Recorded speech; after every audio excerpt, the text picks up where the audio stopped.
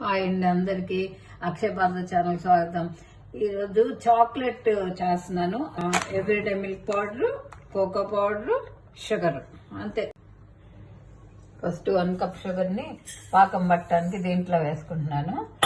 దీంట్లో కొంచెం వాటర్ కూడా వేసి పాకం రానియాలన్నమాట. ఒక హాఫ్ గ్లాస్ వేస్తున్నాను వాటర్. ఇప్పుడు దీన్ని పాకం రానిద్దాం. షుగర్ కరిగి అదంతా అయ్యేలోపు మనం దీనికి కొంచెం నెయ్యి రాసి ఉంచుకుంటే పాకం రాగానే ఒక్కని పొడి పోసేసేసి దీని మీద ప్లేట్లో పోసేయచ్చు అనమాట. ఓకే, పాకం ఒకసారి చూసుకోవాలి. ఇలా కొద్దిగా అంటుకుంటున్నట్టు వస్తే అది అంటుకుంటున్నట్టు వస్తుంది కదా, ఇంకా మనం పౌడర్ పోసేయచ్చు అనమాట. ఇప్పుడు పౌడర్ మెల్లగా పోసేసుకుంటా తిప్పుదాం. తిప్పకపోతే ఉండగట్టుకోవాలి. తిప్పుకుంటూ ఉండాలన్నమాట.